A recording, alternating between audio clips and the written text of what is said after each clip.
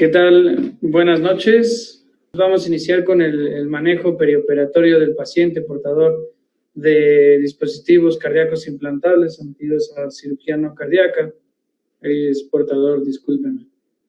Bueno, ¿qué es un dispositivo de estimulación cardíaca?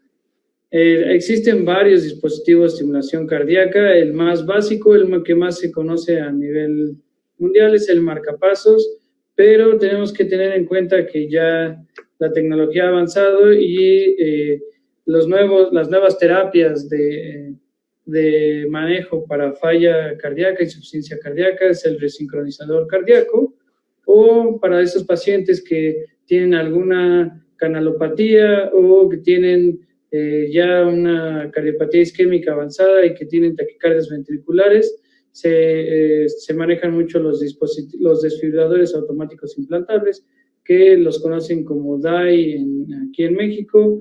En inglés los van a encontrar más frecuentemente como ICD, el resincronizador cardíaco, como CRT, y hay combinaciones. Se pueden llegar a tener un resincronizador cardíaco con un desfibrilador, que es el que tienen del lado izquierdo, y es el CRT-D, y es un dispositivo bastante avanzado, un poquito más grande que un marcapasos, que tiene 3 cables. Fíjense cómo de este lado tiene una bobina, que es donde se inician las descargas, y tiene un cable más pequeño que va hacia el seno coronario, con el fin de mejorar a ese paciente que tiene insuficiencia cardíaca avanzada. ¿Cuál es la función de todos los dispositivos del ritmo cardíaco? La función, y se fijan, es una diapositiva no con mucha información, y es para que se la aprendan. Todos los dispositivos, su función básica es de detectar y de estimular. Todos los dispositivos, los desincronizadores cardíacos y los desfibriladores tienen esa capacidad de marcapasos también, y para lograr una estimulación adecuada. Fíjense, en un paciente, y nos pasa mucho a nosotros, que nos hacen interconsultas porque creen que el marcapasos no está funcionando, porque no se ve un complejo del QRS ancho, ¿no? Eso es porque es normal, el marcapasos detecta una actividad intrínseca del paciente, y eso hace que el paciente, el marcapasos se inhiba adecuadamente y no tenga que estimular. Lo vamos a ver, hay unos ejemplos adelante. Y la otra, que es muy importante, y es a la que todo el mundo espera que haga, por eso pones un dispositivo de estos, es de que estimule. Fíjense en el trazo cómo estimula de este lado. Tiene una espiga, aquí hay un QRS ancho y la onda T, hay otra espiga, un QRS ancho y la onda T. Y fíjense cómo aquí hay espigas del marcapasos, desfibrilador o sincronizador, que no hay un QRS asociado a esa espiga. Eso es algo que está disfuncionando ese marcapasos. Ahí debería existir una estimulación miocárdica. ¿Qué tipos de marcapasos van a encontrar? Los más comunes son, o los que más van a encontrar son los de estimulación de doble cámara, pero hay un de estimulación de una sola cámara. Esto es ya AAI. Fíjense cómo es un dispositivo, solo hay un cable, y este cable está sobre la aurícula derecha y se implanta ya sea en la orejuela o en alguna otra estructura de la aurícula derecha. Y fíjense cómo funciona. A es de aurícula, atrial en inglés, P de pacing en inglés, estimulación en español, y estimula antes de la onda P, tiene una espiga larga y está estimulando esa aurícula que por algo el nodo sinusal dejó de funcionar. Fíjense cómo después se inhibe el marcapasos y está detectando, ese es de sensing en inglés, detectar es en español la palabra correcta, está detectando actividad auricular normal, entonces el marcapasos se inhibe. Es una respuesta completamente normal de los marcapasos y es a lo que hay que esperarse.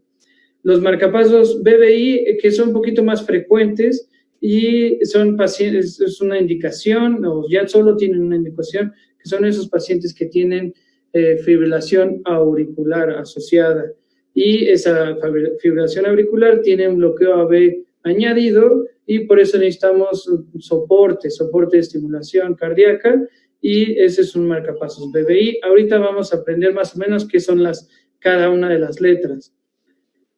Fíjense, en el canal de marcas nosotros lo llamamos así a esta parte, que es con lo que nosotros vemos con una computadora especial que se llama interrogadora, nosotros la llamamos así, y tiene una espiga aquí antes del QRS, se ve un QRS ancho con una onda T, y después entra el paciente, entra un latido sinusal intrínseco, un latido que pasa hacia el ventrículo, y detecta lo mismo, la onda V, la letra V es de ventricular, la letra P es de pacing, de estimulación, la letra V otra vez de ventricular, y la S es de sensing, de detección, lo mismo que en el ejemplo pasado. Y fíjense cómo se detectó eso, el marcapasos BBI, y se inhibió, ¿no? Y al no encontrar otra estimulación propia, del mismo tejido de conducción hacia el ventrículo, el marcapasos tiene que hacer el soporte y manda su espiga y genera esa estimulación miocárdica, esa contracción miocárdica. Y cómo llega ese cable hacia la punta del ventrículo derecho, normalmente se pone ahí o en el septum medio. La estimulación doble cámara es lo que ustedes van a ver más frecuente ahora, os espero, y es lo más fisiológico, lo que se debe de intentar poner. ¿Por qué? Porque permite la sincronía B, y eso es un marcapasos que todo el mundo o la gente conoce como un DDD. Fíjense cómo tenemos un cable que va hacia la aurícula derecha y tenemos otro cable que va al ventrículo derecho. Eso va a tener por ejemplo, en este trazo, en el trazo de Márquez, tenemos una onda A y una P, y una V y una P, ¿no? De atrial pacing, ventricular pacing, es lo mismo que habíamos comentado hace ratito, pero en este permite ver cómo estimula la aurícula y luego estimula el ventrículo, permitiendo la sincronía AB, que eso es lo más fisiológico que debe haber y lo que debe ser, y debe ya ponerse todos los marcapasos con una doble cámara, a excepción de la indicación que ya habíamos comentado. El código NASPE fue hecho por la Sociedad Americana del Ritmo Cardíaco, y es para poder identificar cómo está funcionando un marcapasos, ¿ok? Un marcapasos tiene una función, ahí tenían 3 letras, que son estas 3 que vamos a ver. Hay una cuarta que es muy importante y que vamos a ahondar mucho, y una quinta que casi ya no se usa o no se usa mucho, mejor dicho, ahí es para una estimulación multisitio, o es para más los resincronizadores. Fíjense cómo la primera letra va hacia la cámara estimulada, A o V de atrio o aurícula o del ventrículo, o puede estimular en cualquiera de ambas, esa es la D. La segunda letra es la cámara detectada. ¿Dónde detecta? ¿Dónde es donde detecta? Realmente puede ser una O, igual que en la previa, puede ser una A, una V, una D, que puede ser en ambas cámaras. Después de la detección, la tercera letra es ¿qué va a hacer? La T es de estimular, de trigger, ¿dónde estimula? Eso es más para los resincronizadores, casi no se usa tanto en los marcapasos, y lo van a encontrar con la onda T, la onda I. La I es la que más se va a encontrar, porque si encuentro un ventrículo, me inhibo y no contraigo yo o no mando mi estímulo desde el marcapasos hacia ese miocardio. Y la onda D, que puede o estimular o puede inhibirse. La cuarta letra es la letra R. La R es de modulación de la frecuencia cardíaca, lo vamos a ver más adelante, pero es la actividad física. Si el marcapasos detecta por alguna de las formas que puede llegar a detectar que está aumentando la actividad física de alguien, aumenta la frecuencia cardíaca. Eso lo van a ver más o más activado en pacientes que tienen disfunción del nodo sinusal, en un marcapasos AAI, o en un paciente que tiene FA y tiene un marcapasos BBI. Por favor, que los vean, que estén en BBI-R. La quinta letra, repito, es un poquito, cae en desuso más que en los resincronizadores, y eso no vamos a ahondar en esta plática. Ya entrando bien a la charla, la introducción, vamos a ver de los dispositivos electrónicos implantables. Esta guía, la guía de la canadiense, que es donde está más basada esta charla, habla de otros dispositivos, también los estimuladores, no sé si los conozcan o han visto, que son los estimuladores para Parkinson, que son en el encéfalo, son otros tipos de dispositivos. Los ahonda un poco la guía, yo no lo voy a especificar. Aquí vamos a estar hablando de los dispositivos del ritmo cardíaco. ¿Cuál es su manejo perioperatorio y qué otras interacciones tienen, ya sea con resonancia, radioterapia? Les vuelvo a poner un resincronizador con desfibrilador, y acuérdense que estos ya tienen integrado la función de marcapasos. Tienen en medio, tienen un marcapasos, un DDD, un doble cámara, y tienen un pequeño dispositivo que es de Medtronic, que es el Reveal, y este no es un dispositivo que llegue a estimular, solo detecta el ritmo intrínseco del paciente. Estos en México no hay muchos, pero pueden llegarlos a encontrar en pacientes que se le está buscando alguna arritmia, por lo que ha tenido alguna sintomatología. Hay que planear, hay que ver qué es lo que vamos a hacer antes de un procedimiento para minimizar el riesgo de interferencia electromagnética, que ese es lo que tenemos que minimizar. Hay que identificar qué dispositivo del ritmo cardíaco tenemos. Ya vieron todos los tipos que hay, y hay que saber qué complicaciones podemos tener ante uno de ellos. ¿Qué seguimiento tiene? ¿Quién lo está viendo a ese dispositivo, a ese paciente? ¿Y cuándo fue la última vez que lo revisaron? A los pacientes normalmente los vemos nosotros ahí en la unidad de arritmias, lo vemos una vez cada 6 meses, dependiendo. Los resincronizadores o desfibriladores los citamos un poquito más seguidos, ya que son pacientes que requieren un seguimiento más estrecho. La dependencia del dispositivo, eso es algo que tienen que estar ustedes muy conscientes y tienen que estar manejando mucho. Lo voy a estar reiterando durante la charla, y es si el marcapasos está estimulando ese ventrículo todo el tiempo, parte del tiempo o no. Y qué tipo de procedimiento. No es lo mismo una fractura de cadera, una osteosíntesis de tobillo, a una traqueostomía. No es lo mismo una toracostomía o toracoscopía, que ya incluye entrar hacia la cavidad torácica. Y ya de ahí, sabiendo todo lo que tenemos anteriormente, hay que estimar el riesgo de interferencia electromagnética, por siglas en inglés, EMI, que esto es lo que podría llegar a inhibir ese dispositivo o interferir en un desfibrilador y que se genere una descarga. Eso es algo grave y hay que estar pendiente de él.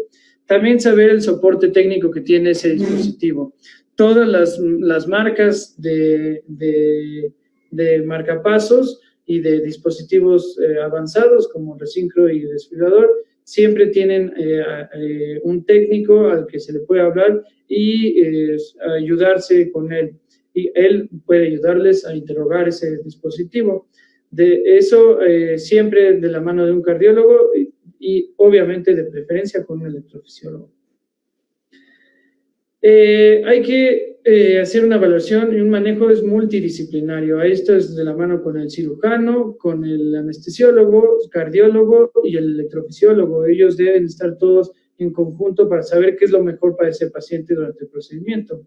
Hay que saber qué padecimiento cardíaco tiene el paciente. No es lo mismo un paciente que tiene una cardiopatía congénita avanzada que ya sobrevivió o los primeros años de vida y que ya tiene 30 años, tiene un desfibrilador, tiene un marcapasos, a un paciente que tiene un bloqueo AB y solo tiene un marcapasos con el cual no tiene ningún problema y vive con su marcapasos y estimulación miocárdica.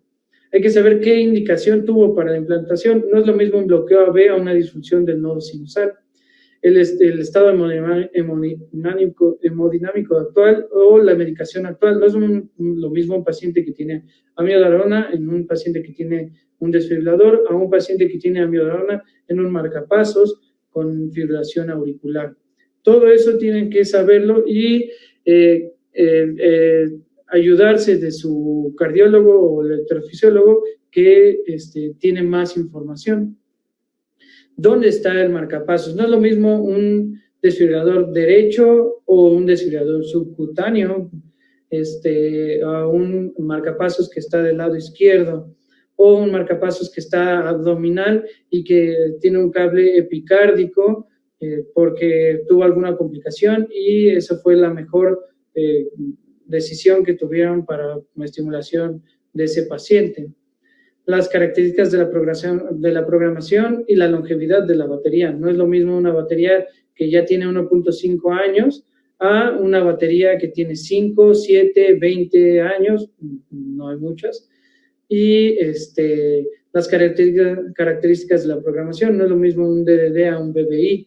Hay que ver todas estas cosas. Si es una paciente que que está embarazada, hay que planear la vía que tiene que ser, de preferencia, tiene que ser un parto, y la mayoría de los pacientes que sea un bloqueo neuroaxial, por favor, porque disminuye la carga y no hay que usar otros analgésicos.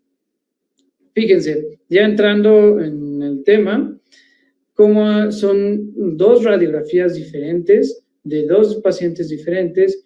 Fíjense, desde el inicio parecen que son dos dispositivos muy parecidos, pero no. Del lado derecho de la pantalla van a ver que tiene un paciente un marcapasos. Tiene dos cables, uno a la punta del ventrículo derecho y uno hacia la base o el piso de la aurícula derecha.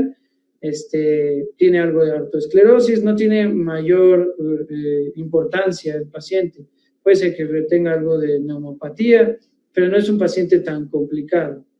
A comparación del lado izquierdo, fíjense cómo tiene este paciente, evidentemente tiene una cardiomegalia, ¿no? Es diferente el dispositivo al otro. Este dispositivo, que es un desfibrilador, tiene un circuito, tiene la pila y tiene el capacitor. Aquí solo tiene la pila y el circuito.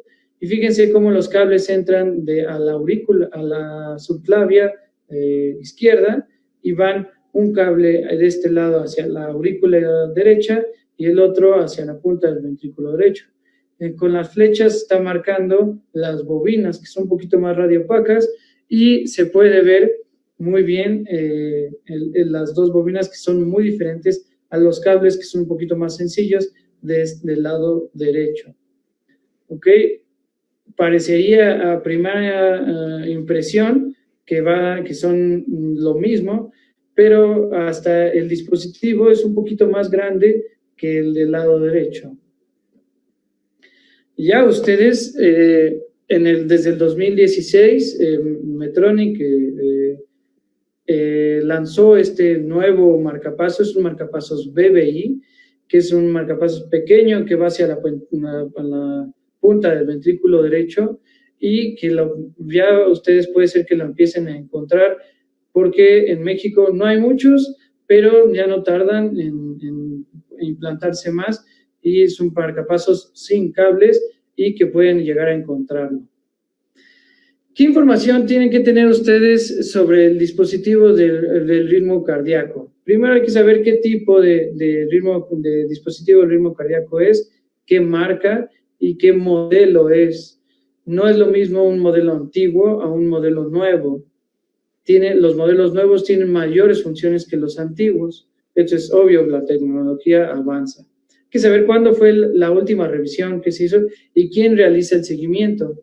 No es lo mismo el seguimiento que le da un cardiólogo a un electrofisiólogo. Hay que saber qué modo de estimulación tiene. Puede ser un marcapasos de dos cables, pero que tiene una función en VDI por alguna razón.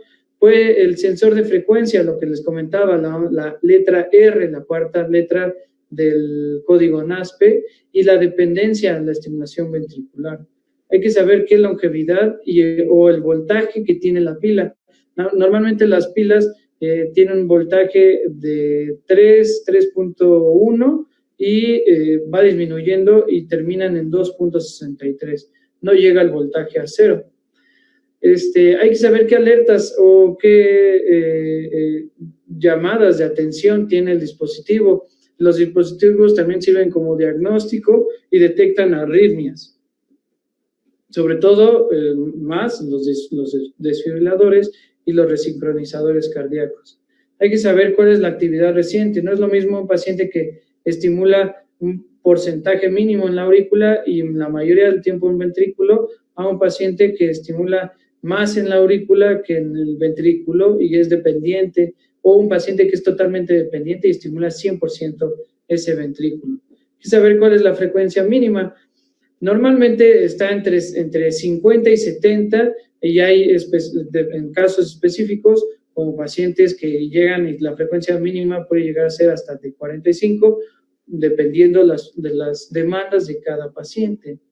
Hay que saber que la detección y las terapias que están encendidas en un desfibrilador.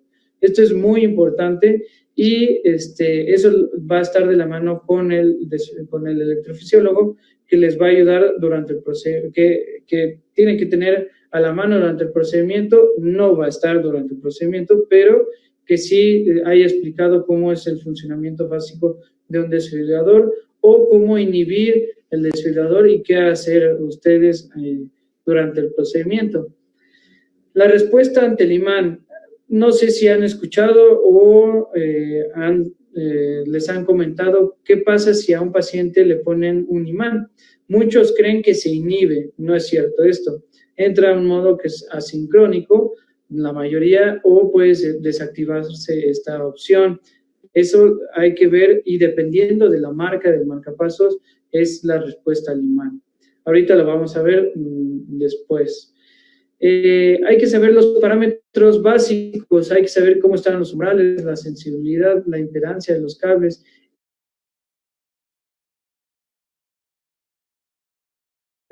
Tipo de programación, si está uni o bipolar, todas estas son un poquito complicadas, no me puedo ver cada una de ellas, pero esas cosas a la mano con su electrofisiólogo. ¿Qué va a pasar? Ustedes va a llegar el paciente y nosotros interrogamos a ese paciente, imprimimos normalmente la interrogación o mandamos un resumen y ustedes van a ver del lado izquierdo es un reporte de un desfibrilador y da toda esta información, y esta es una información que te da Medtronic, por ejemplo. De este lado es una captura de pantalla de una revisión de un desfibrilador de Sanjud, que son diferentes, ¿no? Permítanme tantito, ya. Y toda esta información ustedes no tienen por qué saberla, pero ya comentándola con su electrofisiólogo, van a poder saber cuál es la mejor opción de tratamiento o qué problemas pueden llegar a tener durante el procedimiento. Fíjense cómo de este lado está otra hoja de interrogación de Boston, de otra marca, de un desfibrilador o un marcapasos o otras cosas, y cada una va a arrojar información diferente. Entonces ustedes tienen que saber que existen estas hojas, ustedes tienen que preguntar por ellas y ayudarse del cardiólogo y otra vez siempre de preferencia un electrofisiólogo. Se va complicando las cosas. Fíjense, tenemos un desfibrilador, este es un desfibrilador, un marcapasos, y fíjense cómo de este lado hay un desfibrilador y un paciente que tiene muchísimos cables, ¿ok? Vamos a empezar a desmenuzarlo para que ustedes sepan y qué es lo que se pueden encontrar. Hasta abajo hay una grabadora de ASA. Aquí en México yo nunca he visto una, si es que hay, habrán pocas, y estas no tienen ningún cable y normalmente están de este lado o del hemistórax izquierdo, ¿ok? Vamos a esta placa, ¿ok? Es un paciente que tiene un desfibrilador, tiene el capacitor, la batería, tiene la carcasa que está incluido todo función donde está contenido todo, normalmente son de titanio, tienen los circuitos y de ahí salen algunos cables que está en el cabezal y en el cabezal es donde se conectan todos los cables. Fíjense cómo hay muchísimos cables de este lado, hay un cable que sale superficialmente que es un cable con una bobina que está está subcutáneo, o los cables que están endocárdicos, ¿no? Están 3 cables que va uno hacia el ventrículo derecho, que tiene una bobina, otro cable aquí que está abandonado del lado izquierdo de un marcapasos que alguna vez le pusieron al paciente, otro cable que va a la aurícula derecha y también está al lado de otro cable que está abandonado también del lado derecho, y hay un tercer cable muy pequeñito, no sé si alcancen ustedes ver, está aquí, va hacia el seno coronario, alguna venita, alguna tributaria del seno coronario, y va con intención de ir hacia el ventrículo izquierdo, dando la opción de este desfibrilador de resincronizador. Fíjense, este es un paciente que sería un poquito más complicado a un paciente que solo tiene un marcapasos. Hay formas de saber si el marcapasos es de alguna marca, si es que el paciente no llega con su con su hoja de interrogación de marcapasos, ¿ok? Fíjense, con una simple radiografía se podría identificar con todo este algoritmo. Este no es el propósito de la charla, pero tienen que saber ustedes que se podría identificar el marcapasos al menos con una radiografía de tórax. Y eso les va a ayudar mucho para saber cuántos cables tiene y ustedes orientar su terapia o su vigilancia durante el procedimiento. Fíjense, aquí de este lado hay otros dispositivos del ritmo, como el que habíamos visto de este lado, que son lo que habíamos comentado, que es el Reveal de Medtronic, y son como pequeños USBs que son dedicados al diagnóstico de arritmias nada más y no hacia estimulación cardíaca. ¿Qué hacer si tengo un paciente al que voy a ingresar para una cirugía electiva? Bueno, pues primero identifico qué dispositivo de ritmo cardíaco tengo, ¿no?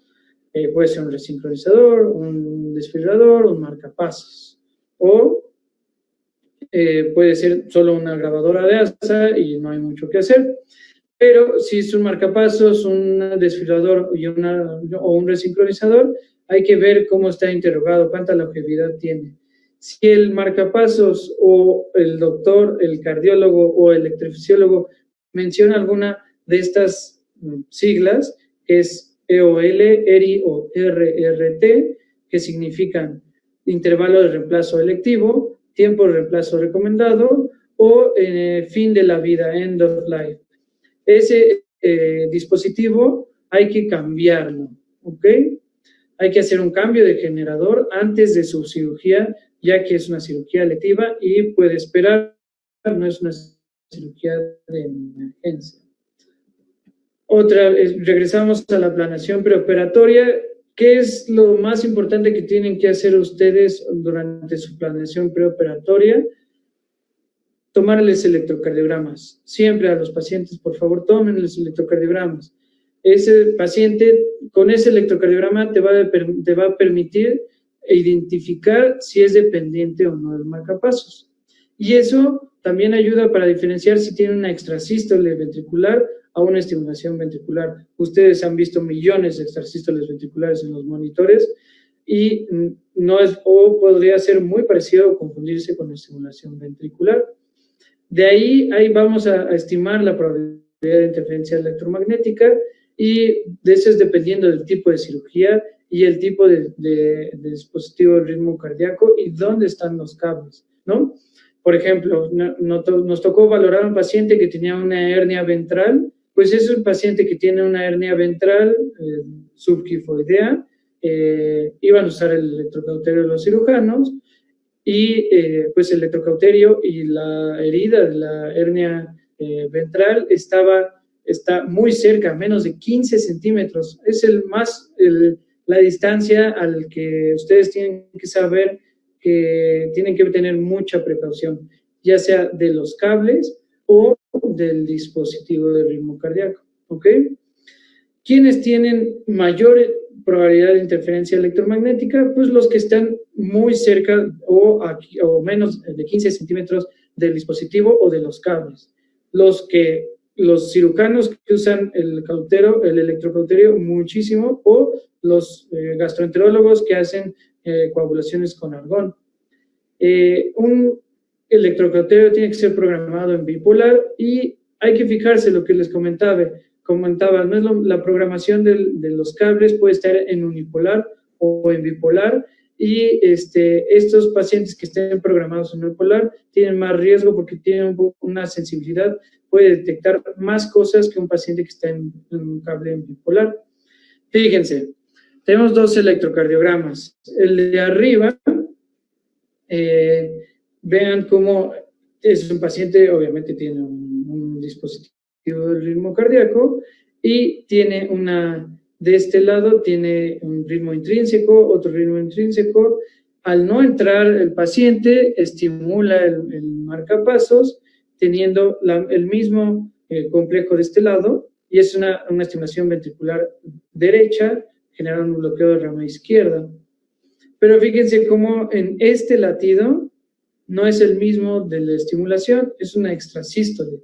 Tienen que estar ustedes pendientes de que se van a encontrar en muchos de estos pacientes extrasístoles, aparte del marcapasos, y eso cuenta como una detección del paciente. Entonces el paciente, el marcapasos se va a inhibir y va a esperar a que entre otra vez el paciente.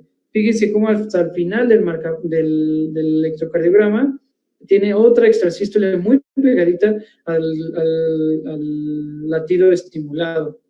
Tienen que estar ustedes pendientes de esto. Si es un paciente que no está dependiente de marcapasos. Al contrario del paciente que está bajo una pequeña tira, muchas veces van a llegarles con nada más tiras de electrocardiogramas, no una hoja completa.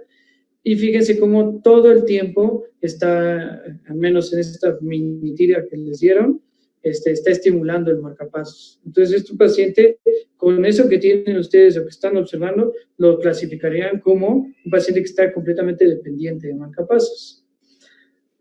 Fíjense, hay varios ejemplos aquí, ¿no?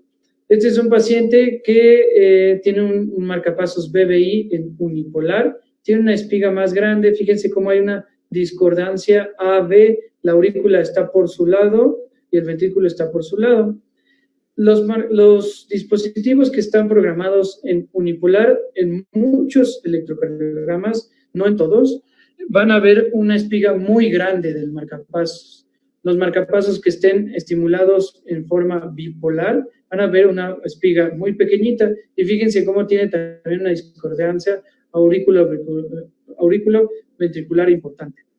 Fíjense cómo a un BBI, un marcapasos que está en BBI, está en unipolar, y al colocarle el imán aumenta la frecuencia cardíaca, ¿sí? Eso entra en asincrónico, igual como lo que ya había comentado, y a una frecuencia cardíaca mayor a la que estaba programado. Ahora, un paciente que tiene un AAI está estimulando solo la aurícula. Está en un unipolar, van a ver una espiga muy grande, muy parecida al del BBI.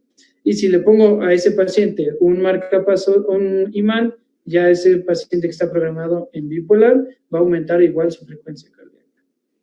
Ahora, hay otras, imagínense que se encuentra un paciente que está en BDD, si se puede, sí. Y es un paciente que está en bipolar, solo está estimulando en el ventrículo, pero está detectando la aurícula, ¿ok? Solo va a estimular en el ventrículo y va a permitir esa sincronía auriculoventricular. Y el último caso, que es un paciente en DDD, es un paciente que está en bipolar. Fíjense cómo son dos espigas pequeñas, una antes de la aurícula, que es la onda P, y una antes del ventrículo, que es el QRS, y están pequeñitas. ¿Qué información ustedes tienen que recabar y qué sugerencias yo hago? Estas son personales, al tener un dispositivo de ritmo cardíaco. Ya que saben ustedes qué tipo de dispositivo de ritmo cardíaco tiene el paciente, hay que saber quién es el que lleva el seguimiento, como les ya había comentado, y hay que determinar qué dependencia tiene la estimulación cardíaca. Eso ya en conjunto con su electrofisiólogo. Hay que saber qué tipo de procedimiento quirúrgico. Les reitero, no es lo mismo una cirugía que van a hacer una toracostomía o una toracoscopía y van a generar un neumotórax. Esto va a generar muchas complicaciones o puede generar mucho ruido en el marcapasos y puede llegar a inhibirse el marcapasos detectando alguna otra cosa creyendo que el marcapaso, que el paciente tiene una estimulación intrínseca, un latido intrínseco. Con el tipo de procedimiento, como les comentaba, qué abordaje quirúrgico se van a poner o qué abordaje quirúrgico es el mejor para el paciente. Puede ser que una laparoscopía no sea lo mejor y tenga que ser abierta. No lo sé, eso ya es dependiendo del manejo multidisciplinario. ¿Qué localización tiene el dispositivo? No es lo mismo uno derecho que uno izquierdo, no es lo mismo uno izquierdo o uno que esté abdominal. En los niños van a encontrar muchos dispositivos abdominales, ya que los cables son muy grandes para sus pequeñas venas. También, ¿qué tipo de electrocauterio se va a usar? Ya les comentaba que no es lo mismo de argón a un electrocauterio.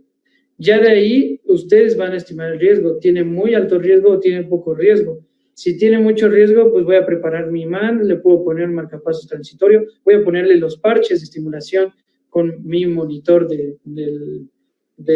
durante la cirugía. Hay que estimar las complicaciones derivadas de esa interferencia electromagnética. Esa interferencia electromagnética no es lo mismo en un desfibrilador que en un marcapasos. En un marcapasos se inhibe y genera una sistolia. Esa interferencia electromagnética puede generar una descarga inapropiada en ese desfibrilador. Hay que establecer la necesidad de cardioversión o desfibrilación. Si ustedes son un paciente, por alguna razón, ese desfibrilador se inhibió o tuvo algún problema y no está aplicando las descargas como debe, ustedes tienen que estar pendientes de eso y aplicar una descarga en ese momento o una desfibrilación. Y pues si no tienen la capacitación o el cardiólogo o ese centro donde están no tiene todos los materiales necesarios, pues hay que trasladarlo a ese paciente a un centro donde hay un electrofisiólogo, un cardiólogo, donde les pueda ayudar en ese procedimiento que puede ser un poquito más complicado. ¿Cuáles son los problemas perioperatorios que se van a enfrentar? La mayoría de todos ellos es el electrocauterio, por eso está en grande en la diapositiva.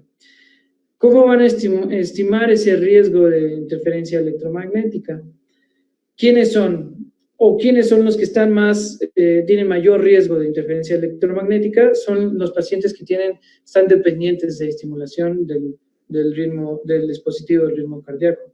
Eso ya lo vimos nosotros con su electrocardiograma. Por favor, siempre tengan un electrocardiograma con su valoración. Esos pacientes que tienen choques inapropiados, van a llegar pacientes que tienen choques inapropiados por su desfibrilador o tienen diferentes algoritmos como la de estimulación antitaquicardia ventricular, que nosotros le llamamos ATP o ATP por sus siglas en inglés, que esos pacientes, pues, al detectar algunas otras cosas que no debería detectar el dispositivo, puede hacer choques inapropiados. Son esos pacientes que están programados en unipolar los cables y se induce un neumotórax, se generan altas impedancias y el marcapasos o desfibrilador o resincronizador se puede inhibir muy fácilmente, ¿no? Repito, si tienen muy alto riesgo, pues hay que trasladarlo y dejarlo en manos expertas. ¿Qué genera o cómo se genera la interferencia electromagnética? El electrocauterio genera de 0 a 10 Hz, suficiente como para hacer ruido en ese dispositivo, y hay que ver qué pasaría, ¿no? ¿Qué resultados tendría? Todo esto depende del dispositivo que tenga su paciente, qué características tenga el paciente y cómo es el ajuste, cuál es el seguimiento que tenga ese dispositivo. ¿Cuáles son los resultados? Pues que sí detecte algo de interferencia electromagnética el marcapasos y no tenga ningún efecto, siga estimulando sin problema. Que se inhiba ese marcapasos o desfibrilador y tenga ya sea estimulaciones inapropiadas o estimulación rápida inapropiada, o detecte como si fuera alguna taquicardia ventricular y haga una terapia de desfibrilación, o se inhiba, haga asistolias ese paciente que está dependiente. Eso hay que estar pendientes todo el tiempo y por eso debe estar monitorizado su paciente todo el tiempo, todo el tiempo. ¿Qué otro, por dónde puede dañarse el marcapasos, la programación, el cable? ¿Qué otras formas? Pues ya comentamos el cauterio. ¿Qué otros? La radioterapia. Es muy común que nos pidan valoraciones porque van a tener radioterapia localizada y hay un marcapasos o cables cerca o a poca distancia de donde está el objetivo de la radioterapia. Y nosotros que hacemos radiofrecuencia, no es común que ustedes entren, o si son anestesiólogos cardiovasculares, que entren con electrofisiólogos con radiofrecuencia y hagan ablaciones. Es muy común, o siempre, casi siempre, como estamos endocárdicos trabajando, que se inhiba ese marcapasos o se dañe y se restablezca los parámetros de base que pueden ser dañinos o puede ser que no pase nada con el paciente. Entonces, ustedes tienen que tener cuidado con todas estas cosas que pueden llegar a pasar con neumotórax durante una toracotomía, una cirugía cardíaca, obviamente. Hace poco tuvimos un paciente que se le puso un marcapasos y durante la cirugía cardíaca, un cambio valvular, se le dislocó el cable de donde estaba. Eso es algo que pasa frecuentemente. Puede aumentar las impedancias, ya sea tuvo un infarto durante la cirugía o alguna otra cosa que pueda llegar a pasar. Lo que más llega a generar aumento de las impedancias es un neumotórax durante una toracotomía y sobre todo en estos sistemas que son unipolares. O puede aumentar el umbral de desfibrilador de estos pacientes que tienen las bobinas, que por eso les enseñé los cables, y que la energía que se genera en el desfibrilador no sea la apropiada para descargar ese paciente.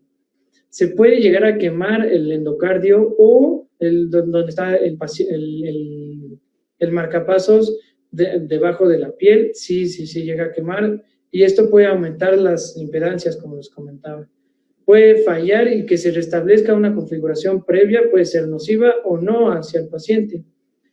Todas las maniobras o maniobras vagotónicas o narcóticos que lleguen a usar pueden bloquear la conducción, pueden aumentar las impedancias, pueden modificar todas esas cosas que nosotros cuidamos en un marcapasos. Y todas las alteraciones de balance hidroelectrolítico, todo el estatus de ácido-base, todas las alteraciones hidroelectrolíticas, por favor, todos sus pacientes que tengan un electrocardiograma para una cirugía, tómenle electrolitos, por favor. También añádenle magnesio a estos pacientes que tengan un desfibrilador.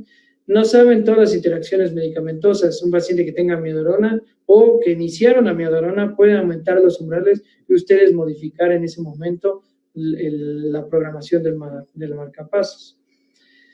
¿Qué pasa? Hay una disrupción del marcapasos y ese marcapasos o desfibrilador puede irse a una configuración básica que es un BDI o un VOO. Esto es una, al menos en Medtronic, algo que se llama Power on Reset Mode. Es un modo que permite seguir estimulando a ese paciente todo el tiempo para que no se inhiba el marcapasos, ¿no? Eso es solo si hay una disrupción grande y hacia la configuración o hacia alguno de los cables. Otras cosas que tienen que ustedes tener pendientes, la cuarta letra del código NASPE, la letra R, que ya les comentaba, de los pacientes que van a ver que están en BBIR, DDDR, AAIR, es el sensor de actividad.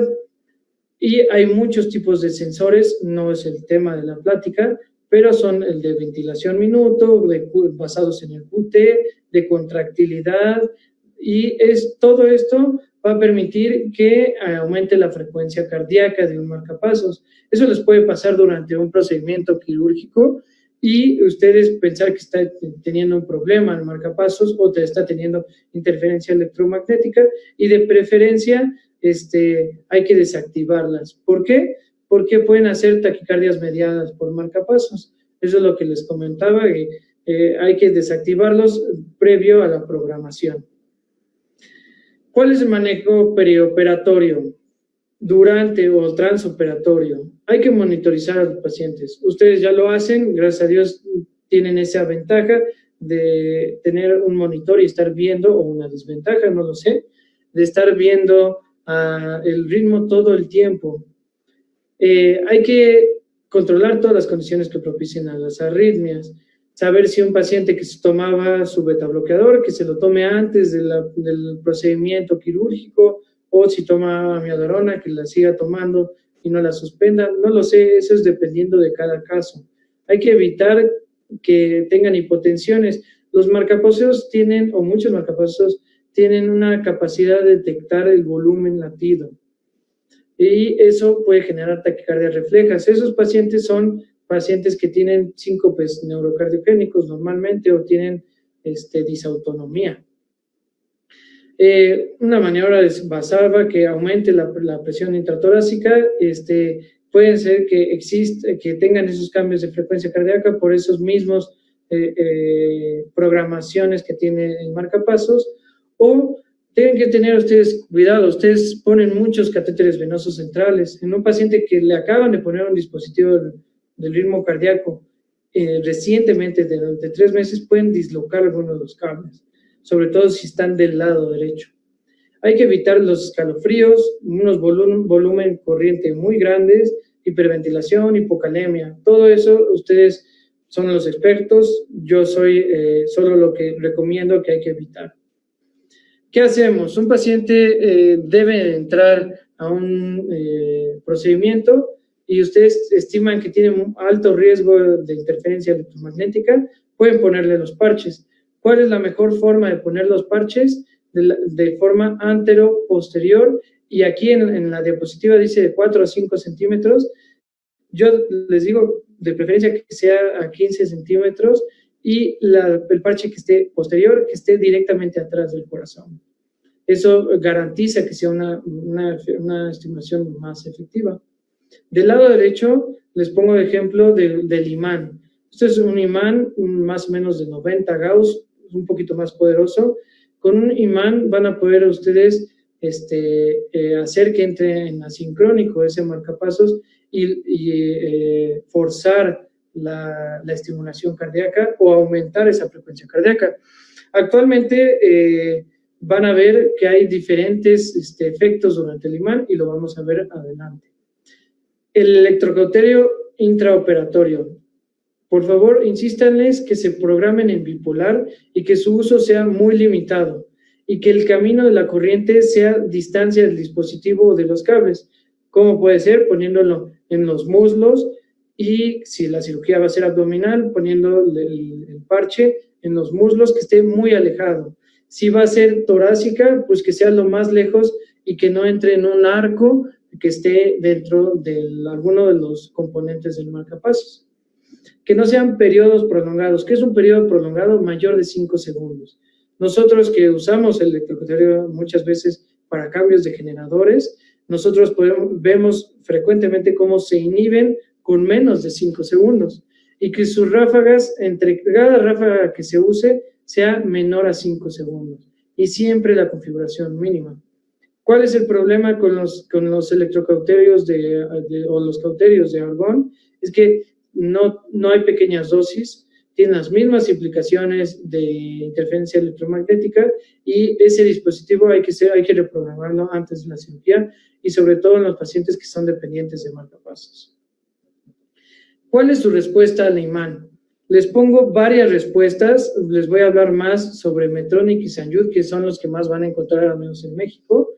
Y el Medtronic va a dar 2 latidos a 100 latidos por minuto, luego a 90, y luego se van a un modo asincrónico a 85 latidos por minuto.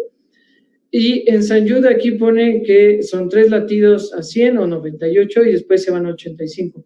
Esto ya no es tan actual. Por ejemplo, los marcapasos que hemos puesto o que ponemos diariamente o que hemos puesto desde que yo inicié electrofisiología, la mayoría de Sanjud, si tú le pones un imán, se va a 98.5 o 100 latidos por minuto al poner un imán. Sorinela no hay aquí en México, Boston y lo van a encontrar mucho, y Biotronic, Boston y Biotronic normalmente se puede programar esa respuesta ante el imán, entonces no se queden con la idea de que se van a ir a una frecuencia fija. Si ya encontraron un Biotronic, puede ser un Biotronic que está configurado diferente, pero no se inhiben los marcapasos con un imán. Eso quédense y grábenselo, por favor. Esa es la respuesta del imán ante un marcapasos. Ahora vean la respuesta a un desfibrilador con un marcapasos. Es gigante la diapositiva, gigante toda la información. No la pongo para que la lean, de por sí está en inglés, pero para que sepan más o menos en la mayoría de las marcas de marcapasos se van a suspender las terapias de taquicardia ventricular rápida, de fibrilación ventricular y taquicardia ventricular. En Medtronic van a tener un tono audible. Cuando ustedes le ponen el imán, va a sonar más o menos como los juegos de los 80s que sonaban los carritos, tienen un sonido muy, muy parecido. Y no se va a afectar las terapias de bradicardia, o sea, la función de marcapasos, en estos dispositivos avanzados, en los desfibriladores y en los resíncros, ¿ok? En las demás marcas se pueden inhabilitar la función de imán o no. Entonces, tienen ustedes que tener su interrogación del marcapasos, platicar con el electrofisiólogo cuál es la respuesta del dispositivo al que van a entrar a cirugía. ¿Qué recomendaciones tienen que tener ustedes ante un DAI, un desfibrilador?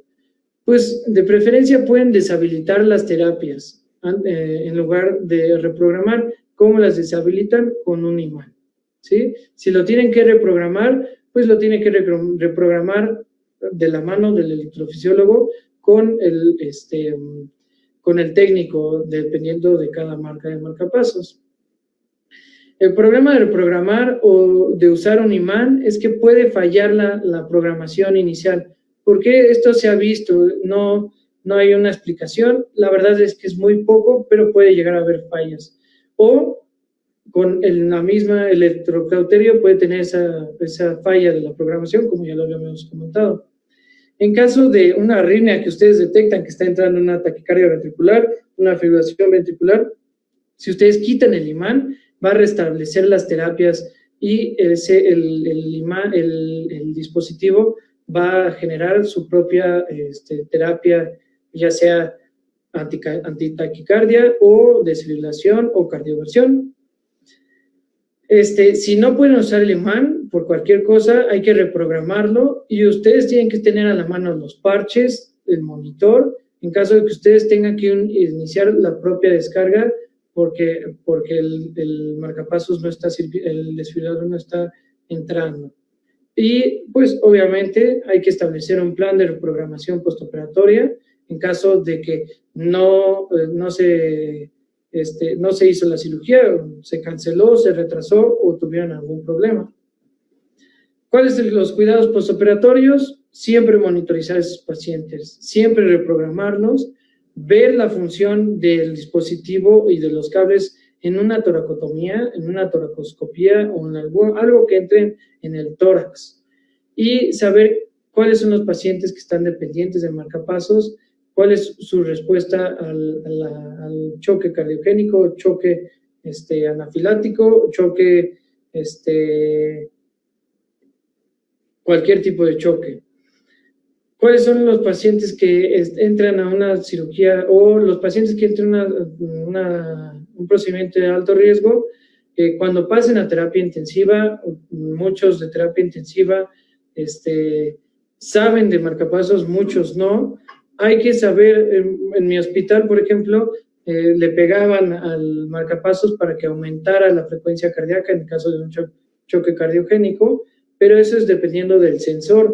Muchas veces ya está deshabilitado y no van a tener esa respuesta o no van a montar una taquicardia si tienen un paciente que tiene un BBI y está desactivado el sensor, o aún así con el sensor no van a tener una taquicardia refleja ante una sepsis o hipovolemia. Ustedes lo ven mucho, caen en hipovolemia, pásale volumen, pero estos pacientes con dispositivos no van a aumentar su frecuencia cardíaca. Sirve aumentar la frecuencia cardíaca, ponerles los imanes, por ejemplo, para que aumente su frecuencia cardíaca a 100, en el caso de un St. Jude. Algunos dicen que sí, algunos dicen que no, pero pues ustedes si lo tienen a la mano, pues pueden usarlo. Y digo, eso es todo, más o menos es lo que hay que abarcar. Y pues muchas gracias, espero que haya sido de su gusto. Es un tema muy amplio, pero espero que lo hayamos abordado en un buen rato, que ya nos tardamos en esta plática. Muchas gracias. A ver. Ok, bueno, pues damos por concluido esta sesión. Agradecemos al doctor Diego Fernández por su participación. Este tema es muy importante, sobre todo para los anestesiólogos que no son cardiovasculares y que pues nos llegan ese tipo de pacientes al quirófano. Entonces, es un tema muy importante. De todas maneras, esta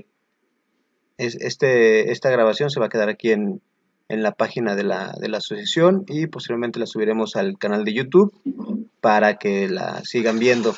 Además, pues pedimos una disculpa por los problemas técnicos con el audio. Obviamente pues, los vamos a mejorar y vamos a tener este tipo de presentaciones con mayor frecuencia. Les pedimos a todos los que estuvieron en línea observando la presentación, nos hagan llegar su correo electrónico y su nombre completo para las constancias virtuales que se les van a mandar. Pues nada más, finalizamos agradeciendo al doctor y seguimos en contacto. Doctor, pues muchas gracias y hasta luego.